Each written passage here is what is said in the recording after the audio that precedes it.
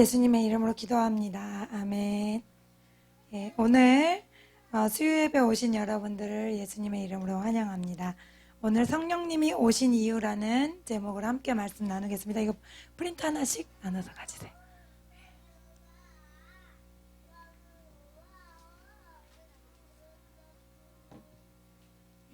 성령님이 오신 이유, 만화드림 프린트 같이 보시면서 함께 말씀 나누겠습니다. 하나님께서 우리를 창조하신 목적이 뭔지 아세요? 우리가 왜 태어났는지? 이사야 말씀에 보면 이 백성은 나를 위해서 지었다. 그리고 나를 찬송하게 하기 위하여 지었다. 즉 하나님을 높이고 하나님과 사랑의 교제를 하기 위한 존재들로 우리를 지으셨습니다. 단순히 찬양만 하게 하려면은 굳이 우리가 필요 없을 수도 있을 거예요. 왜냐하면 하나님 옆에서 찬양하는 천사들이 너무나 많잖아요. 그래서 그냥 찬양하는 천사가 부족해서 우리를 만드신 건 아니고요. 자기와 똑같은 모습으로 누군가를 창조해서 진정한 사랑을 나눌 수 있는 이 땅의 왕으로 우리를 만드셨습니다. 그래서 우리는 왕입니다. 할렐루야. 우리는 왕입니다. 그래서 하나님께서는 우리가 제일 기뻐하는 게 뭐냐 하면 하나님이 우리 보시기에 제일 기뻐한 때가 언제인 것 같아요? 지금이에요, 지금. 예배할 때, 예배 자리에 온 여러분을 가장 사랑스러워하세요. 그래서 그 장경동 목사님은 꼭 이렇게 설교할 때 이 얘기를 시작하시더라고. 손이 좀 오그라드는데 여러분은 하나님 보시기에 보기에도 아까운 존재입니다. 이걸 서로 얘기하게 하더라고요. 손에 오그라들지만 좀 한번 해볼까요? 당신은 하나님 보시기에 보고 있기도 아까운 존재입니다. 아까운 존재입니다. 네, 특히 우리가 이렇게 예배 드릴 때 하나님이 그렇게 기뻐하시고 기뻐하시고 또 좋아하신다는 거예요. 그래서 우리가 태어난 이유가 우리를 통해서 우리의 왕권을 통해서 하나님께 높임이 되도록 하나님의 영광이 되도록 나는 부족하고 나는 연약하지만 나 같은 사람 통해서 하나님이 높임 받으실 수 있는 그런 것들 하나님은 가장 기뻐하세요. 그런데 그게 1번인데 그것보다도 더 기뻐하는 게 있다고 성경에 이야기하시는데 사무엘상 15장 22절 나눠드린 건 함께 읽겠습니다. 사무엘이 이르되 여호와께서 번제와 다른 제사를 그의 목소리를 청종하는 것을 좋아하심같이 좋아하시겠나이까? 순종이 제사보다 낫고 듣는 것이 순양의 기름보다 나으니 아멘. 이거 언제 얘기하신 거냐면 사울이 하나님께 불순종하고 사무엘이 오기 전에 자기가 예배를 이제 집도할 때 그때 사무엘이 뒤늦게 와서 이 말을 하시죠. 참 안타까운 것은 사람이 이렇게 쉽게 바뀔 수 있다는 거예요. 처음에는 첫 번 왕으로 사울이 뽑혔잖아요. 그때는 막 부끄럽다고 짐 뒤에 숨어 있어서 나 같은 사람은 어떻게 왕이 되냐고. 그러다가 이제 왕이 되고 나서 얼마 안 됐을 때예요. 이때가 한 2년 정도밖에 안 됐을 때예요. 그때인데 이미 타락해서 아니 제사장이 안 오시면 뭐 어쩔 수 없이 내가 해야지. 사람들이 저렇게 흩어지고 하는데 어떻게 저걸 다 기다려. 이러면서 하나님이 절대 허락하시지 않은 것을 이렇게 했거든요. 이때 사무엘이 뭐라 그러냐면 제사를 제일 기뻐하신다더니 예배를 제일 기뻐하신다더니 여기서 하시는 말씀은 제사보다 뭐가 낫대요? 순종이 낫다는 거예요. 그러니까 순종하지 않은 제사는 의미가 있다 없다? 없다. 그러니까 제사를 제일 기뻐하시는데 예배를 제일 기뻐하시는데 예배 이전에 뭐가 선행돼야 된다? 순종이 선행돼야 된다는 거예요. 그래서 하나님께서 가인의 제사를 안 받으신 거죠. 가인과 아벨의 제사에서 아벨과 그 제사를 안 받았거든요. 그래서 가인과 그 제사를 그래서 가인이 뿔나가지고 동생을 죽였단 말이에요. 근데 왜 안 받았냐? 예배를 드리긴 드렸잖아요. 그러면 우리 인본주의적인 입장에서 뭐 아니 가인도 그 예배를 드렸는데 왜 안 받으세요 하나님? 이렇게 생각할 수 있는데 하나님께서 정하신 예배는 한 개밖에 없는 거예요. 인간과 하나님 사이에는 도대체 마주볼 수 없는 벽이 있는데 그게 죄거든요. 그러니까 죄를 씻는 예수 그리스도의 보혈의 피를 생각하는 그 제사, 주님 저는 죄인입니다. 그리고 예수 그리스도의 보혈의 피만이 나와 하나님을 마주보게 하는 유일한 길입니다. 라는 고백이 있는 것만 하나님은 제사로 여겨주세요. 그러니까 그 고백이 없이 여기다가 무슨 뭐 1,000,000원을 갖고 온들 1억을 갖고 온다 하나님은 그것은 제사로 취지를 않으신다는 거죠. 잘 모르는 사람들은 자꾸 교회 비판하려고 그러는 잘못된 사람들이 자꾸 뭐 교회는 뭐 헌금만이 되면 장로 된다, 헌금만이 되면 권사 된다 이런 식으로 오해하는 게 있어요.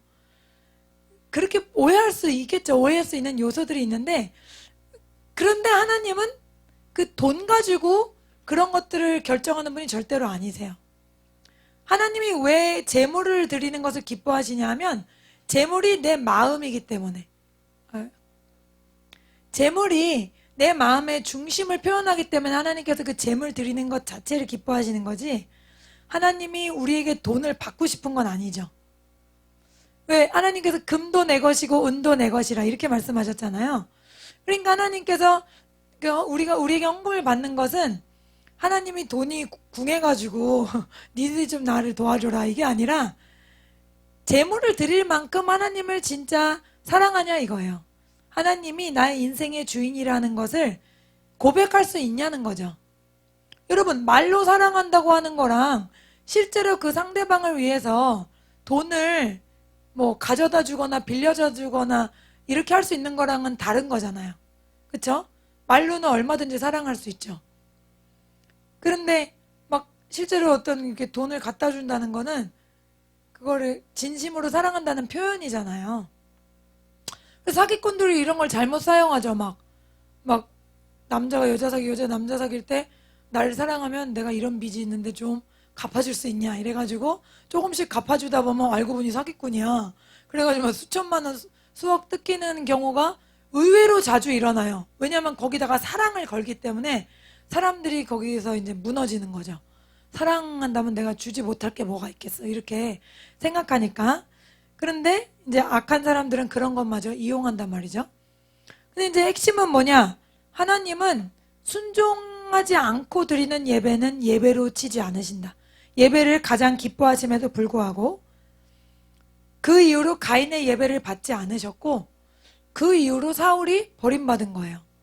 그렇기 때문에 이 하나님께서 순종을 얼마나 중요하게 여기시는지를 알아야 되는 거거든요. 근데 안타깝게도 여러분 구약 전체 내용을 보시면요. 구약 전체는 어떤 역사인 줄 아세요? 불순종의 역사예요. 아담부터 시작된 불순종이 가인한테로 왔죠. 그 다음에 이제 구약 전체에서 어때요? 라멕이라는 사람이 나와요. 아벨을 죽인 가인의 6대손. 나눠드린 성경 말씀 같이 읽겠습니다. 가인의 6대손인 라멕이 이런 고백을 합니다. 라멕이 아내들에게 이르되 아다와 실라여 내 목소리를 들으라. 라멕의 아내들이여 내 말을 들으라. 나의 상처로 말미암아 내가 사람을 죽였고 나의 상함으로 말미암아 소년을 죽였도다. 가인을 위하여는 벌이 7배일진데 라멕을 위하여는 벌이 77배이로다 하였더라. 아멘. 가인의 죄가 7배의 벌을 받을 거라면 자기는 무슨 죄를 지었는지 정확하게는 안 나와 있는데 자기가 상처 때문에 사람을 죽였대요.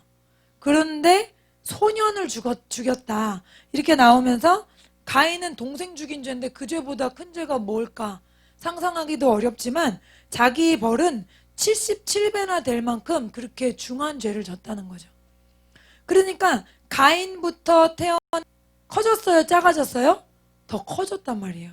그래서 이 사람들이 계속해서 더 큰 죄를 짓고 더 큰 죄를 짓습니다. 그 다음에 아벨 대신에 셋이 태어났어요. 그런데 셋에서 태어난 믿음의 족보를 이어가는 사람들이 또 이 가인의 족보에서 나온 사람들과 혼인관계를 맺는 거예요.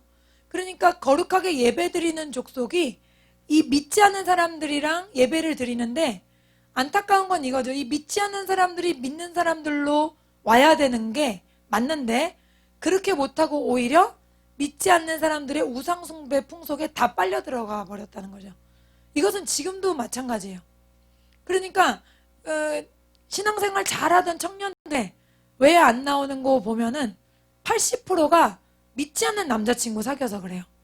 그러다가 이제 그 남자친구 헤어지면 또 다시 나오기도 하는데 그 사이에 너무 많이 이제 방황을 해서 다시 돌아오기가 쉽지는 않죠, 신앙적으로. 어쨌든 이 보세요. 창세기 6장 1절에서 3절에 나와 있어요. 같이 읽습니다. 사람이 땅 위에 번성하기 시작할 때 그들에게서 딸들이 나니 하나님의 아들들이 사람의 딸들의 아름다움을 보고 자기들이 좋아하는 모든 여자를 아내로 삼는지라. 여호와께서 이르시되 나의 영이 영원히 사람과 함께하지 아니하리니 이는 그들이 육신이 됨이라. 그러나 그들의 날은 120년이 되리라 하시니라. 아멘. 이 전의 사람들은 다 500년 이상 살았어요. 아담부터 죽음이 오긴 했지만 죽어도 900살 이상, 700살 이상, 600살 이상 최소 그렇게 살았는데 이제는 하나님이 딱 정해놨어요. 120으로. 가장 큰 이유가 뭐였죠? 인구가 많아지면 뭐예요? 더 많이 죄를 짓는 것에 더 빠져들기 때문에 900살 살면서 죄 짓는 것을 하나님 보기가 고통스러운 거죠. 그래서 그냥 니네는 120년만 살아라. 2절 보세요. 하나님의 아들들이 사람의 딸들의 아름다움을 보고 자기들이 좋아하는 모든 여자를 아내로 삼는지라. 이렇게 나와 있어요. 그러니까 하나님의 아들들, 예배드리는 아들들이 사람의 딸들, 즉 육신에 속한 사람들의 아름다움을 보고, 그러니까 아름다움을 보고 결혼하는 게 원래 결혼의 문화여야 된다, 안 된다? 안 된다는 거죠. 세상 문화는 너무나 이제 외모에 치우쳐져 있어서 뭐든지 아름답고 뭔가 이렇게 섹시해야 된다, 그런 표현도 쓰잖아요. 그런 것들이 어떤 매력의 조건인 것처럼 그렇게 하는데 이렇게 한 결론은 뭐다? 수명이 짧아졌어요.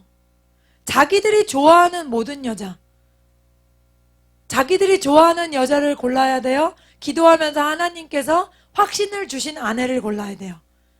확신을 주신 아내, 날 위해서 기도해 줄 수 있는 동력자를 골라야죠. 그런데 다 자기들의 어떤 육체적 매력을 보고 그런 것들로 결혼을 했다는 거예요. 지금도 다르지 않죠. 이렇게 결혼을 하기 때문에 계속해서 다른 사람을 찾게 되는 그런 유혹이 발생하는 거예요. 부부는 다른 길로 조금 빠지지만 하나님과 나와의 사명 공동체인 거예요.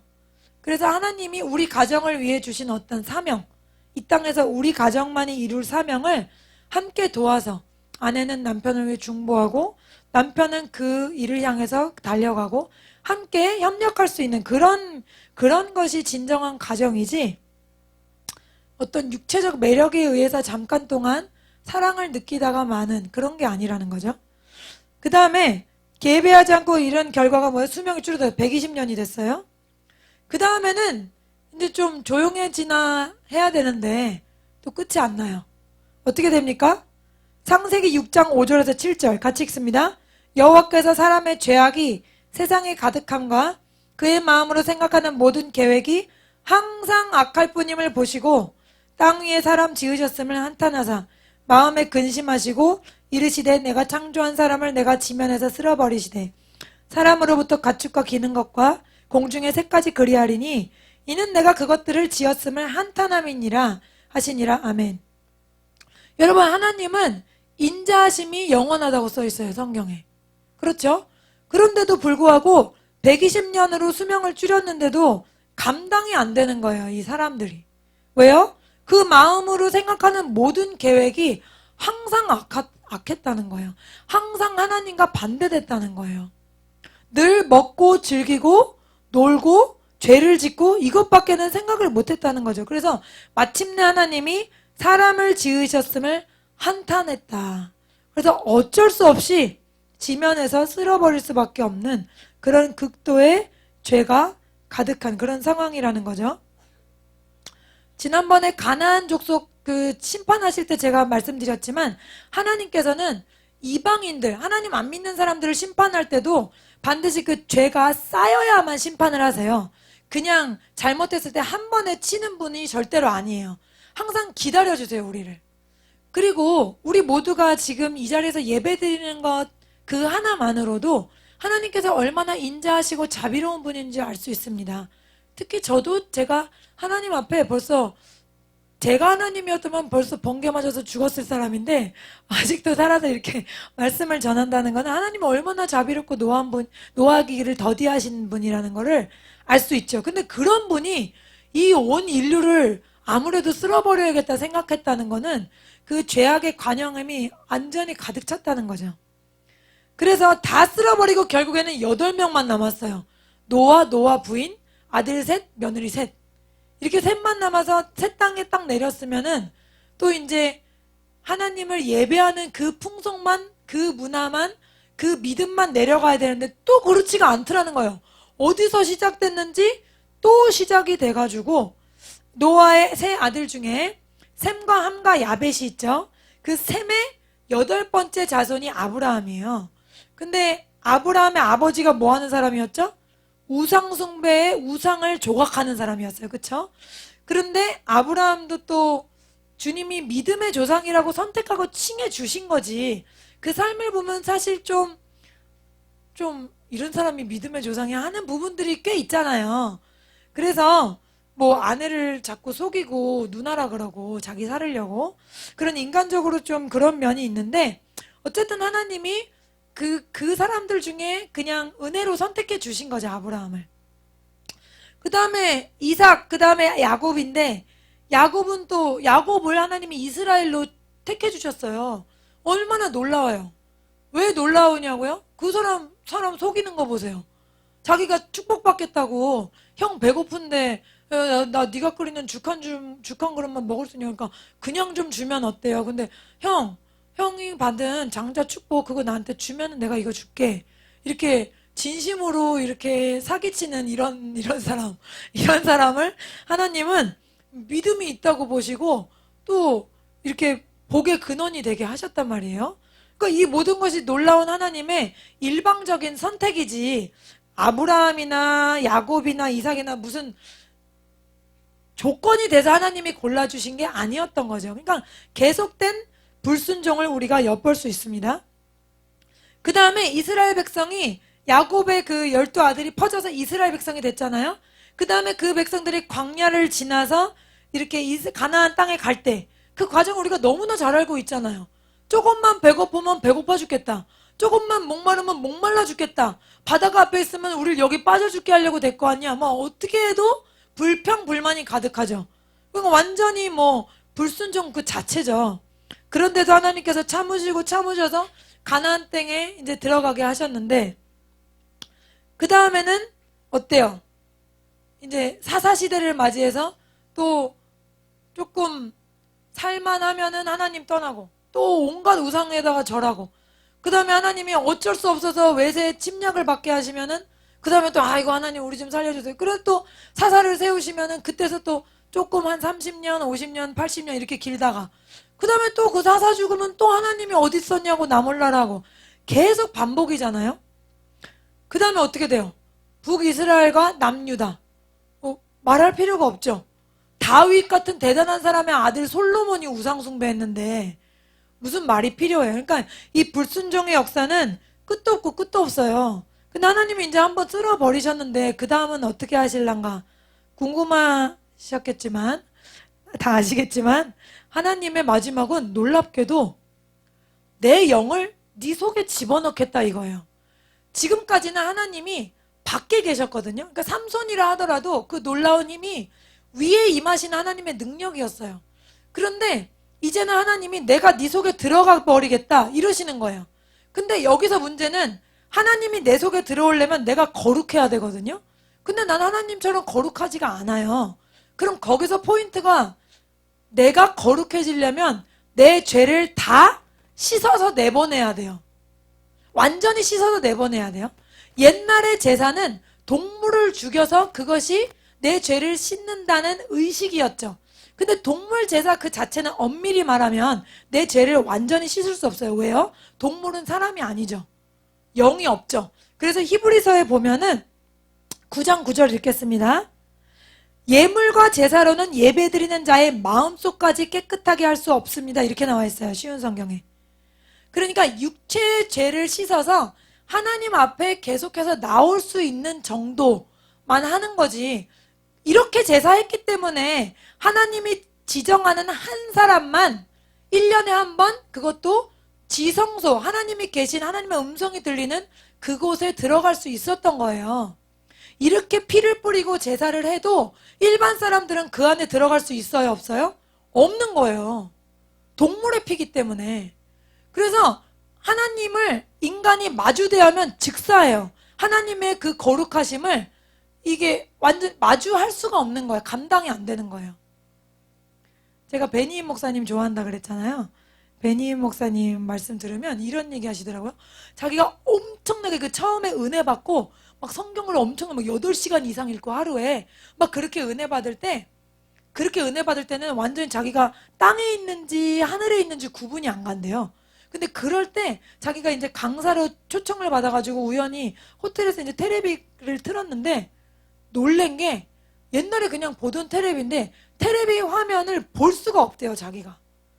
그게 뭐가 특별히 이상한 폭력적이나 음란적인 그런 내용도 아니었는데도 그 테레비 쇼를 자기가 그 감당을 못 하겠더래. 너무 눈살이 찌푸려지고 막 이게 꺼려진대요, 그 내용 자체가.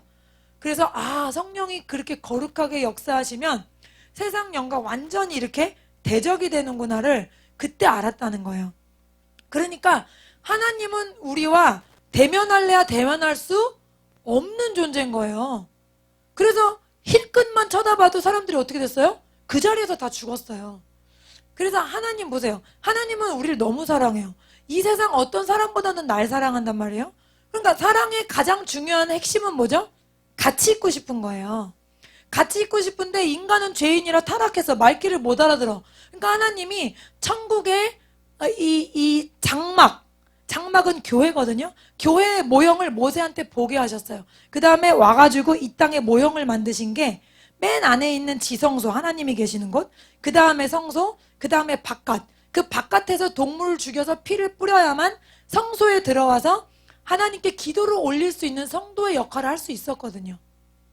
그러니까 그 피뿌림이 없이는 하나님을 마주할 수가 없는 거예요. 그러니까 예전에는 동물로 피를 뿌려도 지성소까지 들어갈 수 있었다, 없었다? 없었다. 우리 마음과 생각까지는 깨끗하게 할 수가 없었다는 거예요. 동물의 피로는. 그래서 예수님이 올 수밖에 없는 거예요.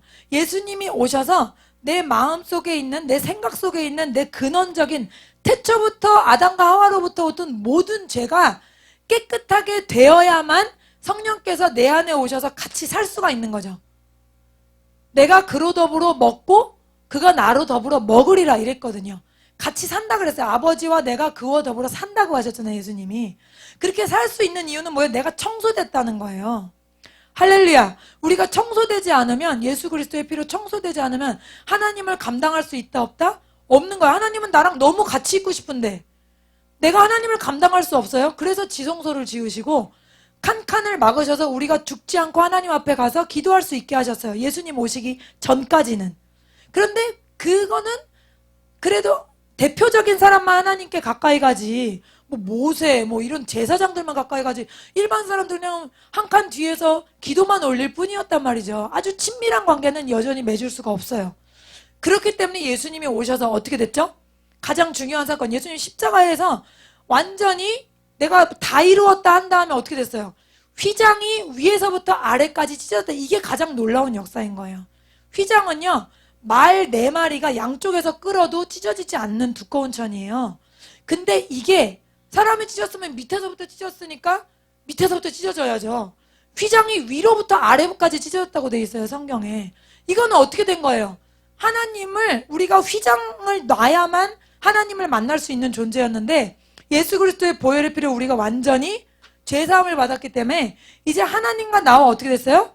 면대면으로 얘기할 수 있게 됐다는 거예요. 이게 얼마나 놀라운 축복인 줄 아세요? 그래서 거룩하신 하나님의 영이 나를 마주할 뿐 아니라 내 속까지 들어오셔서 나랑 같이 영원토록 너희와 함께하리라. 할렐루야. 성령을 보내신 이유가 바로 이건 거예요. 예수께서 우리를 위해서 죽으셔야 되는 이유가 바로 이건 거예요. 불순종.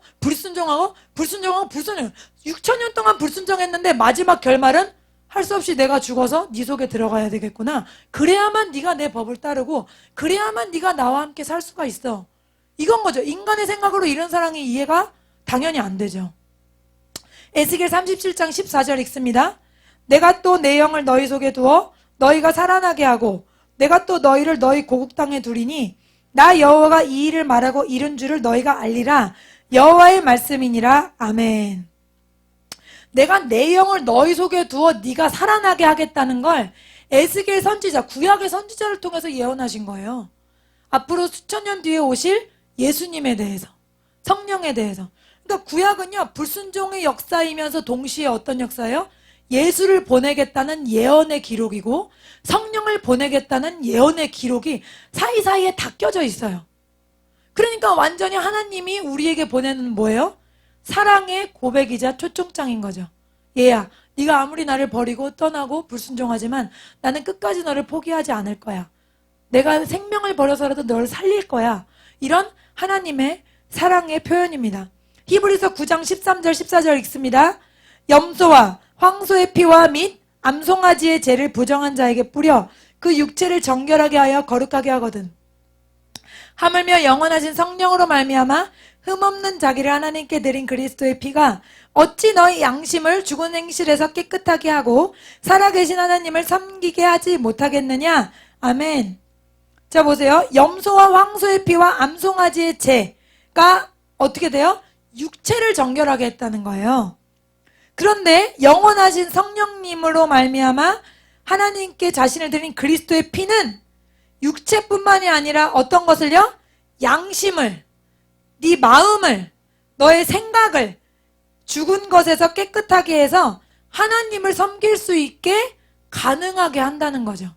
할렐루야.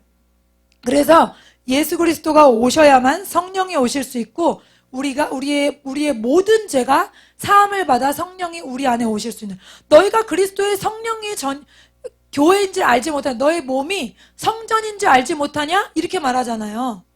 너의 몸이 성전이라 그러잖아요. 우리에게 성전이 뭐야? 내 안에 성령이 계신다는 거예요. 내가 걸어다니는 교회라는 거예요. 어떻게 그렇게 됐어요? 예수의 피로 내 모든 죄가 사함을 받았기 때문에. 그래서 성령이 하시는 일, 간단히 그럼 성령이 어떤 일을 하시냐 우리 안에서. 첫 번째로 죄에 대해서 깨닫게 하십니다. 몇 가지 나누겠습니다. 요한복음 16장 8절 같이 읽습니다. 보혜사가 오시면 그분은 죄에 대하여, 의에 대하여, 심판에 대하여 세상이 잘못 생각한 것들을 책망하실 것이다. 아멘. 세상은 죄가 뭔지 몰라요. 또 의로운 게 뭔지도 몰라. 그냥 착하게 살면 의로운 줄 알아요. 심판이 있는지도 몰라요. 그런 것들을 성령께서 친히 내 안에서 가르쳐 주신다는 거예요. 세상은 죄라는 개념이 없어요. 그래서 드라마에서 뭐라 그래요? 막 자기가 막 바람 피면서 내가 하는 건 사랑이라는 거죠. 다 합리화시키죠. 왜? 기준이 없기 때문에. 하나님 보시기에는 죄인데 내가 보기에는 그냥 내가 하면 로맨스, 남이 하면 죄, 이렇게 되는 거죠. 코에 가면 코걸이, 귀에 가면 귀걸이. 그 세상 기준이라는 거예요. 얼마나 세상에 죄악이 관영합니까? 아무 기준이 없고 혼란과 흑암이 가득하잖아요. 남만 안 보면 다 죄가 아니잖아요. 그쵸? 제가 자주 강조하지만 고 박원순 시장, 그분이 아무도 안 본다고 생각했으니까 그런 죄를 졌지, 본다고 생각했으면 그런 죄 짓겠어요? 여러분, 수많은 범죄가 언제 일어나죠? 대낮에 보다 언제 일어나요? 밤에 일어나잖아요. 밤에 괜히 집에 들어가는 여학생 따라가가지고 때리고. 왜 때렸냐니까 술 먹고 보니까 옛날 여자친구랑 너무 닮게 생겼대. 와, 이게 죄예요, 이게. 근데 왜 벌건 대낮에는 못하죠? 못해요? 남의 눈은 의식해 또. 그러니까 죄라는 개념이 흐지부지하고 죄가 뭔지 몰라요. 거기다가 힌두교 믿는 인도 사람들 더 무식해서 죄송합니다. 더 어리석어서 어이가 없어. 하나님이 성경에 교양 있는 말로 어리석다고 해놨는데 바보라 이거예요, 바보. 하나님 보시기에는 수학 못하고 영어 못하고 국어 못하는 게 바보가 아니에요. 뭐가 바보예요? 죄가 죄인 줄 모르고 겐지스강에다가 자기가 목욕을 하면 죄가 씻어진대. 늘 겐지스강에 목욕해. 거기다가 대변도 보고 소변도 보고 거기다가 또 목욕도 해. 무슨 죄가 씻어져요? 그러면 뭐 죄 짓는 살인자들 다 거기 가서 목욕 일대기로 시키면은 다시는 죄 안 짓겠네? 그런 바보 같은 소리가 어디 있습니까? 거기 가서 절하고 몸을 씻고 수많은 신들이 있잖아요. 힌두교에 뭐 셀 수도 없는. 일본도 마찬가지잖아요. 헬로키티도 자기네 신 중에 하나잖아요. 그 고양이 신. 그러니까 로마서 요즘 우리가 읽는데 뭐라 그래요? 썩지 아니할 하나님의 영광을 썩어질 사람과 동물의 형상으로 우상을 만들어 거기에다 절하니까 하나님이 요즘 말로 뚜껑이 열렸다는 거 아니에요. 너무 화가 나서. 너를 왕으로 만들고 너가 경배할 곳은 나밖에 없는데 어떻게 너는 거기 오만 건데 하나님 아닌데다가 그렇게 절은 잘하고. 부처상에 붙여보세요. 언제 한번 일어나기를 하나? 일어나서 밥을 먹기를 하나? 나한테 말을 하기를 하나? 거기다가 누가 만들었잖아요, 그거를. 자기 손으로 만들면은 내가 더 위에요? 걔가 더 위에요? 내가 휴지를 만들었어요. 그럼 내가 더 위에요? 휴지가 위에요? 휴지에다가 금으로 해놓고서 거기다 절하고 아들도 낳게 해달라고 그러고 결혼도 하게 해달라고 대학도 가게 해달라니 하나님이 뒷목을 안 잡으시겠어요? 그 뒤에는 누가 숨어 있어요? 귀신들이 숨어가지고 그래 너 잘한다 너 이렇게 우상숭배하다가 지옥에 나랑 같이 가자 이러고 있잖아요. 그러니까 하나님께서 얼마나 황당하세요. 그러니까 그게 바보라는 거예요. 딴 게 바보가 아니라. 근데 왜 이렇게 바보가 되고 왜 이렇게 어리석게 됐냐? 하나님을 떠났기 때문에 바보가 됐다 이거예요. 하나님을 떠났기 때문에 껌껌한 데 산다. 하나님이 이렇게 써놨어요 성경에. 어둠 가운데. 그리고 뭐라 그래요? 내버려뒀다 하나님이. 아무리 말해도 못 알아들어. 아무리 자연 만물의 아름다움을 통해서 내가 여기 있다, 내가 조물주다, 내가 널 사랑한다 말해도 하나님 어딨어? 하나님 그런 게 뭐가 필요해? 이렇게 잘 먹고 잘 살면 되지. 관심이 없다라는 거죠. 로마서 3장 10절에서 12절 그리고 23절 읽습니다. 기록된 바 의인은 없나니 하나도 없으며 깨닫는 자도 없고 하나님을 찾는 자도 없고 다 치우쳐 함께 무익하게 되고 선을 행하는 자는 없나니 하나도 없도다. 모든 사람이 죄를 범하였음에 하나님의 영광에 이르지 못하더니. 요즘에 우리가 새벽기도 때 나누는 말씀이죠. 의인은 하나님 보기엔 하나도 없다는 거예요. 가만히 놔뒀을 때 하나님의 은혜가 너무 감사하다 이렇게 깨닫는 사람은 하나도 없다는 거예요. 그래서 하나님이 일일이 누구를 데려다가 가서 말을 시키고 교회 좀 나갑시다 이렇게 끌어오고 이렇게 안 해서는 깨닫는 자가 없다는 거죠.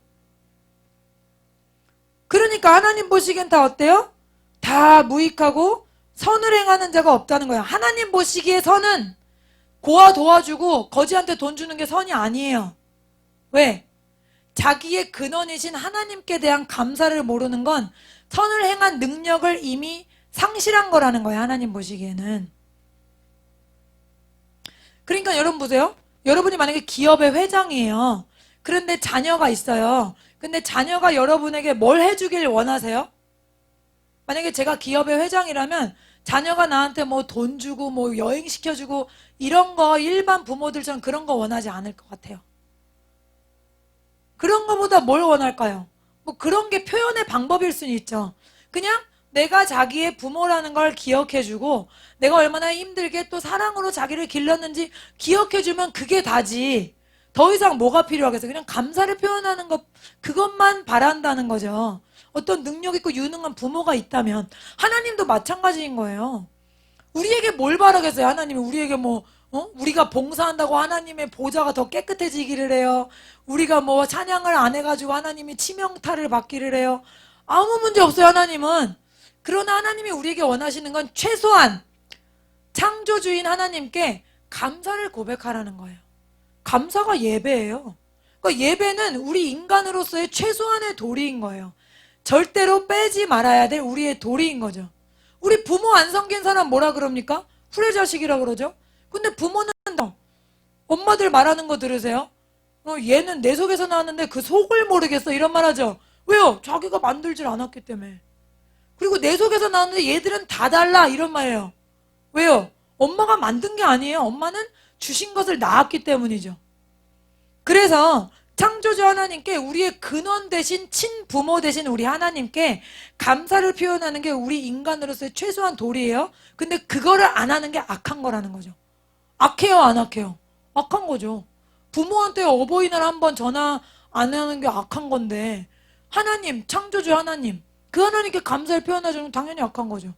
여러분, 머리끝부터 발끝까지 모든 것을 최신 의학 기술로 다 가짜로 만들면 얼마라고요? 50억이 넘는데요. 눈도 그 뭐라 그러죠? 의안이라 그러죠. 눈같이 생겼는데 눈이 아닌 거. 그리고 팔도 의족이랑 뭐 의수 이런 거 있잖아요. 그리고 내장 기관도 최대한 최신의 의학 기술로 바꿀 수 있을 만큼 다 바꿔요. 근데 그걸로 바꿨을 때 그 바꾼 게 나요? 내 몸이 나요? 내 몸이 훨씬 낫죠. 우리 목사님 이모님이 간 이식 수술 받으셨거든요. 딸이 해주셨어요. 엄청 효녀예요. 근데 그게 그 의사가 그러더라고요. 간과 간이 엄청난 핏줄로 연결이 많이 돼 있대요.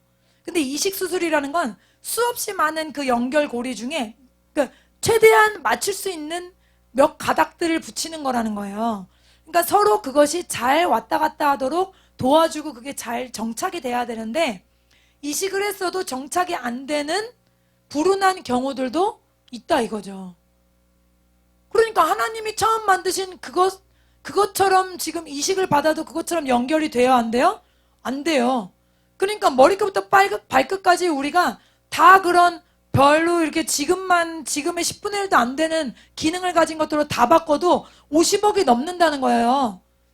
근데 그럼 우리 이 몸은 얼마겠어요? 돈으로 가치를 환산할 수 있다면.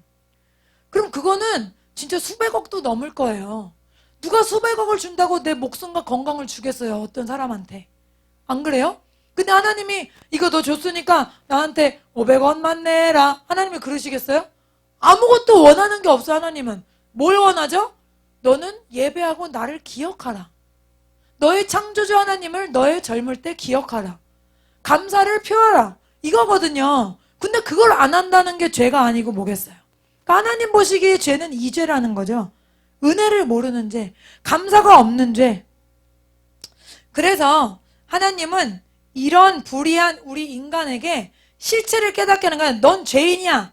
하나님이 성경 말고 어떤 책에서 인간 보고 죄인이라 그럽니까? 세상 종교는 다 그래 너 착해, 그래 너 대단해, 그래 너 수양만 하면 돼, 그리고 소원을 빌어, 그럼 네가 원하는 대로 해줄게, 다 이거거든요.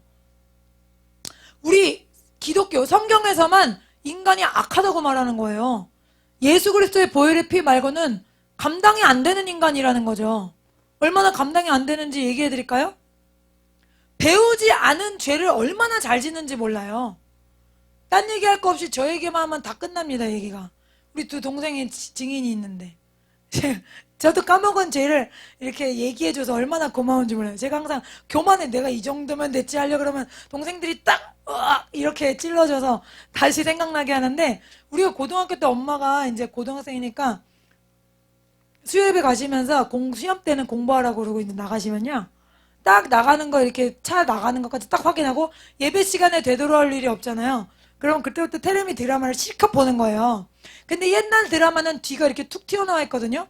근데 거기가 뜨거워져요. 많이 보면 테레비를 1시간 이상 보면 거기 뜨거워진다니까요. 그 뜨거워진 거를 좀 불안해지기 시작하는 거예요. 근데 원래 뜨거워지기 전에 꺼야 돼. 근데 이 죄의 욕망이라는 것은 중간에 끝내질 못해. 적정한 선을 찾지를 못해서 꼭 1시간을 넘깁니다. 그러니까 엄마 올 때까지 오기 바로 전에 끄는 거예요. 그럼 거기가 뜨겁죠. 그럼 거기를 식히려면 어떻게 하는 줄 아세요?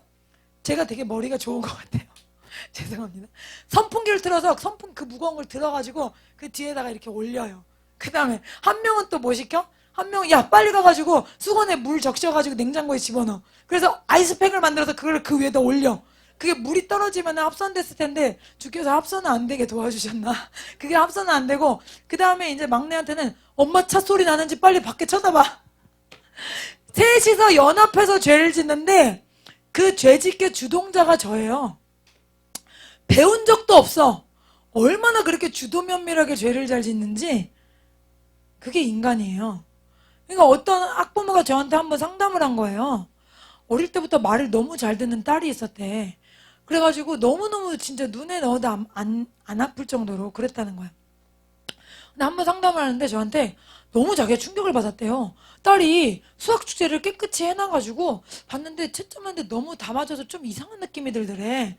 그래서 엄마의 그 직감이 있잖아. 그래서 혹시 답안지를 봤냐고 집요하게 물어봤더니 마침내 답안지를 봤다 그러는데 자기가 너무너무 놀랬다는 거야.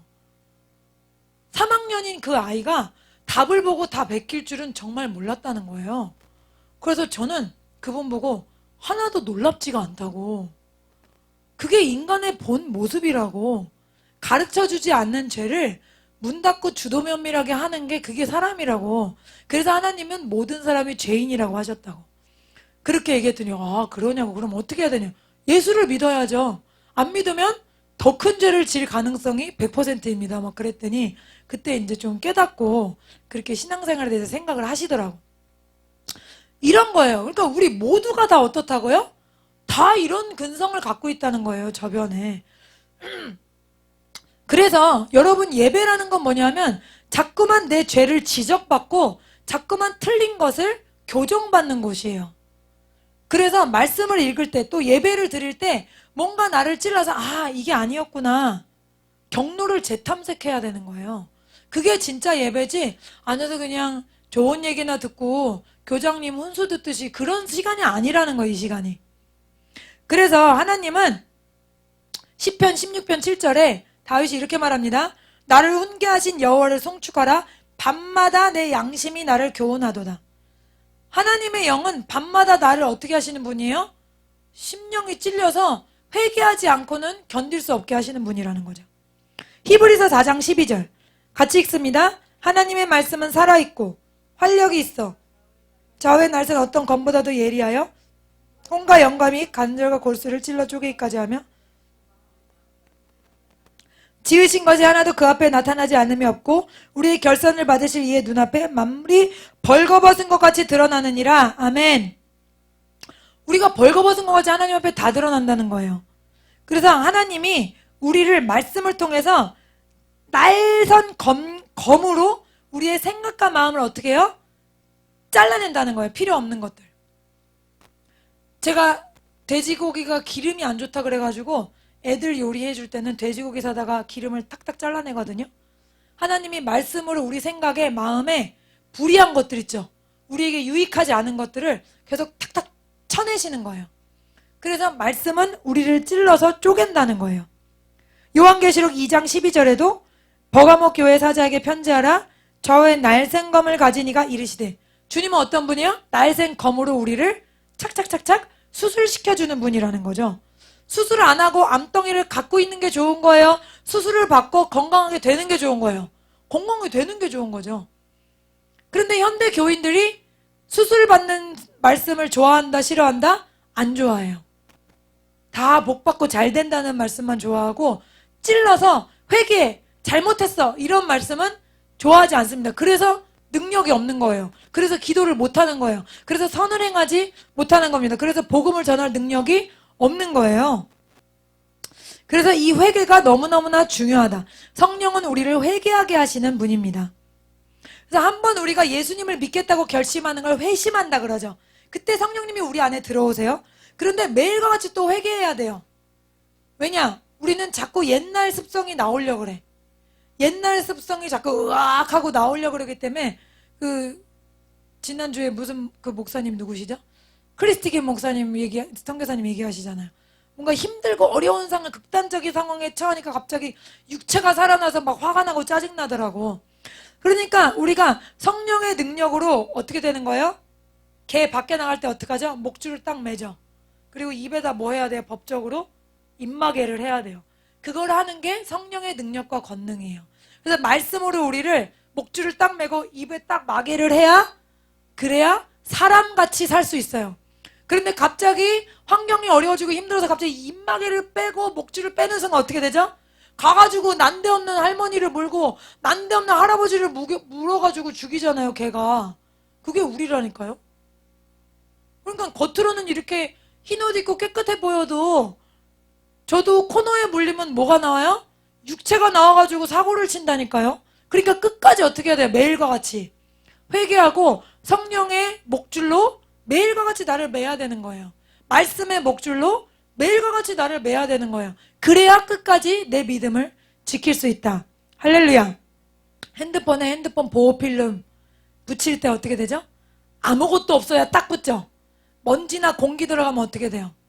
한 번 들어가면 계속 들어가죠. 하나님과 나 사이에도 밀착이 돼야 돼요. 보호필름과 핸드폰처럼. 먼지나 공기방울 들어가면 하나님과 내 사이가 멀어지는 거예요. 그래서 보호필름이 멀리 붙어 있다고 생각해 보세요. 뭐가 이물질이 많이 껴 있다고 생각해 보세요. 화면이 잘 보여요? 안 보여요? 안 보이죠? 똑같아요. 내가 하나님과 밀착이 안 돼 있으면 하나님의 뜻이 뭔지 모르겠고 하나님 날 사랑한다고 말해도 들리지가 않아. 그래서 하나님 아닌 다른 걸로 자꾸 배를 채우려고 그래. 우리는 하나님 사랑으로 배가 차야 다른 데다가 이렇게 껄떡대지 않거든요. 세상 말로. 그런데 하나님 사랑으로 가득 안 차면 자꾸 막 쇼핑도 중독되고 등산도 중독되고 적당히 하는 게 아니라 뭔가 빠져든단 말이에요. 나쁜 쪽으로. 그래서 우리가 하나님의 사랑을 잘 깨닫게 날마다 회개하고 하나님과 밀착되게 하시는 분이 성령이시다. 두 번째로는 성령님은 말씀에 따라 살게 하십니다. 보세요. 하나님의 말씀이 우리에게 다 유익해요. 그러나 이걸 어떻게 지키겠습니까? 우리 같은 사람들이. 그런데 성령이 우리 안에 오시면 지키고 그에 따라 살 수 있는 능력을 주신다는 거예요. 에스겔 36장 26절, 27절 읽으세요. 시작. 또 내 영을 너희 속에 두어 너희로 내 율례를 행하게 하리니. 행하게 한다는 거예요. 말씀만 좋은 건 알아. 근데 몸이 안 따라줘. 이거를 벗어나서 실제로 내 몸으로 하나님의 깊으신 뜻대로 살 수 있는 능력을 주신다는 거예요. 누가? 성령께서. 할렐루야. 네.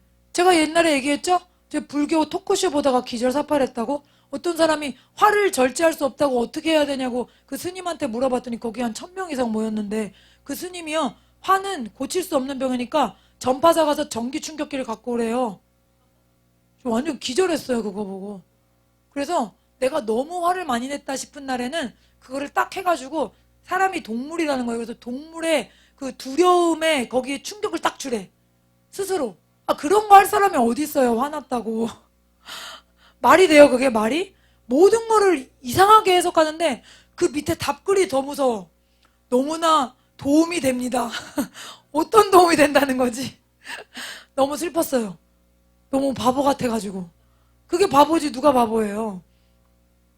그러니까 성령은 이렇게 우리 안에 오셔서 하나님의 거룩한 뜻을 이룰 수 있는 능력을 주신다. 그 다음에 세 번째로는 멍에가 벗어지게 해주신대요.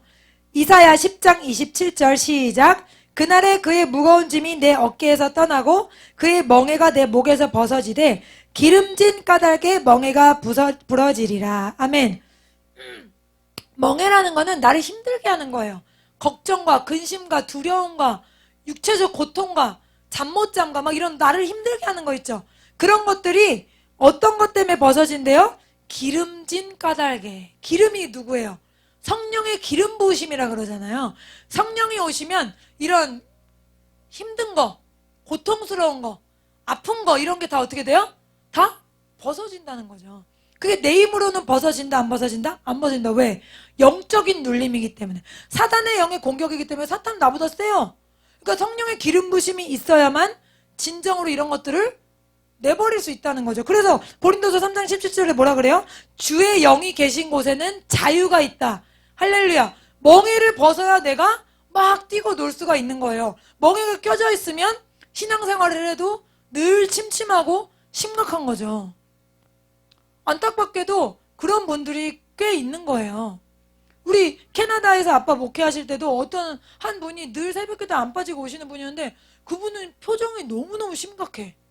그래가지고 어떤 연유인지는 모르죠. 그냥 심각하니까 기도하면서 기쁨을 얻으셔야 되는데 안타깝다. 저는 그냥 그런 생각만 했는데 나중에 이제 저희 엄마 사모님께 들은 말은 어떤 새신자가 왔대요. 근데 그분한테 1:1 성경 공부를 맡기려고 그분이 이제 새벽 기도를 빠지지 않으시니까 1:1 성경 공부 교사를 맡긴 거예요. 그래서 이분이랑 하라고 이렇게 소개를 했더니 그 새신자 말이 나 저 사람이랑 하기 싫다고. 이유는 저 사람이 뭐 열심인지 모르겠지만 교회에서는 표정이 너무 심각해서 말하기 싫다고 그랬다는 거예요. 그러니까 믿지 않는 사람들에게도 믿는 사람들에게 뭘 찾아요? 저 사람에게 기쁨이 있는가? 성령의 기름 부으심이 있는가를 감지한다니까요. 영적인 존재들이기 때문에. 그래서 이제 세 번째가 멍에를 벗어지게 하신다는 거고요. 네 번째가 주님의 양식을, 말씀의 양식을 섭취하도록, 깨닫도록 도와주신다는 거예요. 요한일서 2장 27절 시작. 너희는 주께 받은 바 기름 부음이 너희 안에 거하나니 아무도 너희를 가르칠 필요가 없고 오직 그의 기름 부음이 모든 것을 너희에게 가르치며 또 참되고 거짓이 없으니 너희를 가르치신 그대로 주 안에 거하라. 아멘. 기름 부음, 성령님이 너희 안에서 너희를 어떻게 해요? 가르쳐 주신대요. 말씀을 들을 때. 근데 아무도 너희를 가르칠 필요가 없다 이러셨는데 이거는 약간 다르게 해석할 수 있는 게 왜냐하면 성경에 보면은 성령의 은사 중에 가르치는 은사가 있거든요. 교사, 또 목사님 이런 분들이 성경을 가르치는 하나님이 선택한 사람들이에요. 그러면은 그런 사람들이 다 필요 없단 말이냐? 그 뜻은 아니고 그런 분들이 이렇게 말씀을 전할 때 여러분 안에 성령이 계시잖아요. 그러면 이거를 공명된다 그래요. 여러분 성령이 가르치는 말씀을 들을 때 여러분 안에 영에서 맞아, 저건 맞는 말이야 이렇게 생각되면 여러분이 입으로 아멘을 하게 되거든요. 이게 성령이 여러분을 가르치시는 거예요. 그리고 이상한 얘기 듣죠. 이단 가서 여러분이 성령이 살아있는데 성령이 충만한 사람이 이단 가서 이상한 얘기를 들어. 그럼 에? 저건 이상한 얘기인데? 이렇게 뭔가 아멘이 안 되고 공명이 안 되는 것, 이게 성령이 나를 어떻게 하는 거예요? 인도하시는 거예요. 가르쳐 주시는 거예요. 여긴 아니다. 그러니까 여러분 안에서 성령이 우리를 가르치시고 깨닫게 하신다. 마지막으로 복음을 담대히 전하게 하십니다. 우리에게 하나님께서 주신 지상 명령이 뭐죠? 복음을 전하라는 거잖아요. 근데 복음을 전하려면 어때야 돼요? 성령으로 충만해야 돼요. 서울대 나와도 소용없어요. 하버드 나와도 소용없어요. 성령에 충만하지 않으면 복음을 전할 수가 없습니다. 성령에 충만해야 용기가 생기거든요. 제가 이렇게 말씀을 전할 수 있는 것도 용기가 생긴 거예요. 제가 늘 제 인간적인 생각으로는 자격이 없거든요. 뭐 신학을 한 것도 아니고 뭐 성경을 연구해 본 것도 아니고 늘 그런데 하나님께서 저에게 기회를 주시고 또 목사님이 이렇게 저에게 기회를 주셔서 그렇잖아요. 누가 자기 사모를 설교시키는 사람은 거의 없잖아요. 그런데 이렇게 기회를 주셔서 하나님이 저에게 이렇게 하시는데 제가 이렇게 담대히 복음을 전할 수 있는 이유는 제가 다른 거 너무 부족한 게 많지만 그냥 간절한 마음으로 성령님을 의지합니다. 하나님이 주시는 말씀만 전하게 하옵소서. 성령님이 저를 통해서 가르쳐 주시옵소서. 이렇게 기도할 때 제가 용기가 생기더라고요. 여러분도 사람들에게 전할 때 용기가 있어야 말씀을 전할 수 있는 거예요. 용기의 하나님, 능력의 하나님이 삼손과 함께 하셨잖아요. 여리고성 아무 무기도 없어요. 어중이 떠중이야 다. 근데 그 사람들은 철로 된 무기가 있어요. 어떻게 그 사람들과 이깁니까? 돌아서 이기래. 어떻게 이겨요? 그냥 하나님께 주신 용기가 있으니까 도는 거죠. 그 성이 위에서 막 돌 던지고 그러면 그냥 죽는 거잖아요. 근데 용기가 있으니까 돌잖아요. 여호수아에게 가장 많이 하신 하나님 말씀 뭐예요? 두려워하지 말라, 내가 너와 함께한다. 두려워하지 말라, 그들이 벌써 네 손에 있다. 하나님이 이렇게 말씀하시잖아요. 그래서 성령은 어떤 분? 용감하게 하시는 분, 복음 전할 수 있는 담대함을 주시는 분이라는 거죠. 사도행전에서 사도들이 다 성령의 충만함을 받아 복음을 전했다고 했습니다. 그래서 오늘 말씀이 조금 길었는데 말씀 정리하겠습니다. 성령께서는 예수 그리스도의 보혈의 피로 우리가 완전히 거룩하게 됐기 때문에 우리 안에 사실 수 있게 된 거예요. 그래서 그 예수 그리스도의 보혈의 피가 얼마나 우리에게 정말 생명이 되는지 그것을 아셔야 돼요. 예수 그리스도의 피가 아니면 성령님이 우리 안에 오실 수가 없고 우리와 하나님과는 여전히 머나먼 관계일 수밖에 없다는 거죠. 성령이 오셨는데 첫 번째로는 하나님께서 우리의 죄를 지적하셔서 하나님과 아주 밀착된 관계를 유지하도록 하시고, 두 번째로는 말씀에 순종하고 그 뜻대로 살 수 있게 하시고, 그 다음에 멍에가 벗어져서 기쁨이 충만하게 하시고 자유를 누리게 하시고, 그 다음에 복음을 담대히 전할 수 있도록 하십니다. 할렐루야. 성령의 충만함, 그것을 사모하시고 또 예수 그리스도의 보혈의 피가 우리를 얼마나 하나님의 사랑 안에 거하게 했는지 그 은혜와 사랑을 기억하시는 성도 여러분 되시기를 축복합니다. 함께 기도하겠습니다. 성령님 감사합니다. 오늘 이 말씀을 통해서 저희들 깨닫게 하시니 감사합니다. 오직 예수님의 보혈의 피로만 우리가 하나님과 밀착될 수 있고 하나님이 내 안에 내가 하나님 안에 거해서 하나님을 섬기는 이 믿음을 천국 가는 그날까지 지킬 수 있게 하셨습니다. 주님의 그 놀라운 사랑을 영원토록 찬양하기 원합니다. 성령님 우리 안에서 죄를 지적하시고 말씀에 순종하게 하시고 기쁨에 충만하게 하시고 멍해가 벗어지게 하시고 자유를 누리게 하시며 용기를 주셔서 이 세상을 살게 하시고 또 복음을 전하게 하셨습니다. 하나님 이 성령님을 우리가 전적으로 의지하고 신뢰하며 주님의 인도하심에 예민하게 반응하고 순종하여서 이 세상에 하나님의 나라를 전파하고 확장시키는 하나님의 군사들로서 놀랍게 쓰임받는 우리 사랑하는 성도들 되도록 축복하여 주시옵소서. 예수님의 이름으로 기도했습니다. 아멘. 오늘 들은